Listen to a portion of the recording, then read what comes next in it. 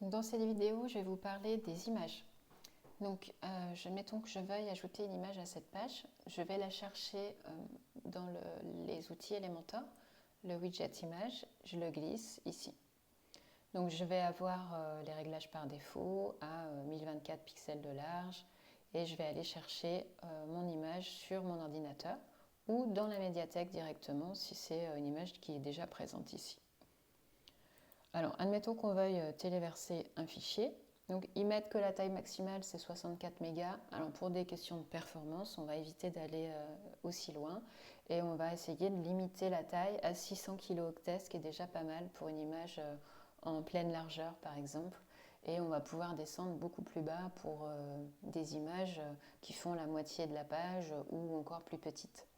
De toute façon, je vais vous envoyer un document, vous l'avez peut-être déjà fait, avec donc ces notions de poids et ces notions de taille d'image en fonction de chaque page et de vos spécificités de site.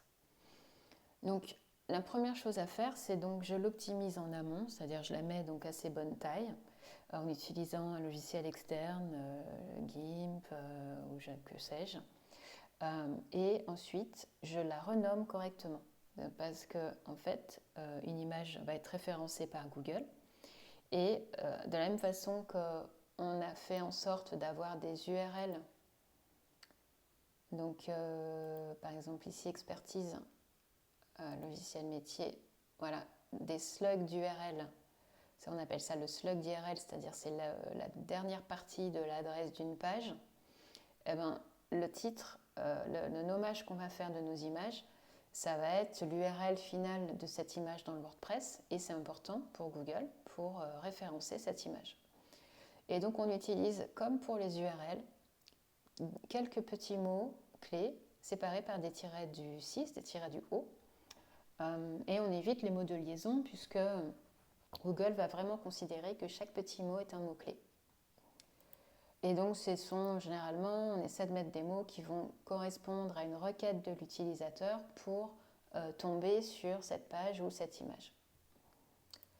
Donc, on va faire un exemple ici. Je vais aller chercher une image, n'importe laquelle, donc que j'aurai pris soin de mettre à peu près à la bonne taille, qui sera en dessous des 600 kilooctets de poids et que j'aurai renommé correctement de façon pertinente par rapport à ce qu'elle contient, à ce qu'elle représente.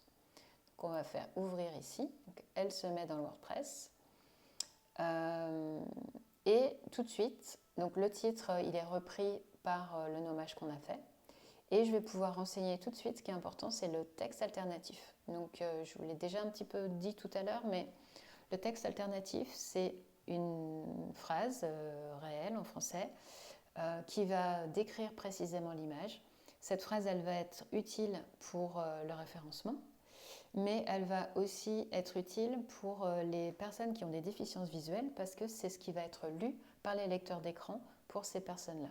Donc c'est quand même important. Et Google prend ça en compte parce qu'il note l'accessibilité de vos sites internet. Donc là, par exemple, je vais mettre vue frontale extérieure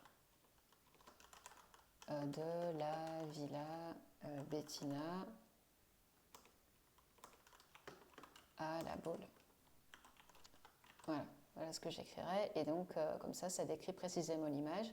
Et puis, j'hésite pas à mettre un petit référentiel de lieu, parce que pour le référencement, ça peut être utile.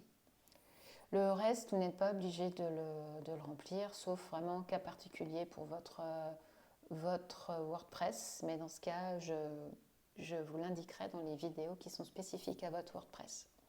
Et puis, vous faites insérer un média. Donc voilà, l'image se met ici. Et en fonction des réglages spécifiques à votre page, vous pouvez avoir besoin éventuellement de changer la taille ici. Par exemple, de la faire s'afficher en 768 ou en 300-300. Et puis l'alignement centré gauche ou droite. Vous pouvez aussi avoir éventuellement besoin de faire en sorte que cette image possède un lien en cliquant dessus. Et donc vous pouvez ajouter ce lien ici. Pour certains cas particuliers, vous pouvez avoir envie qu'une légende s'affiche aussi en dessous. Et dans ce cas, si vous l'avez renseigné auparavant,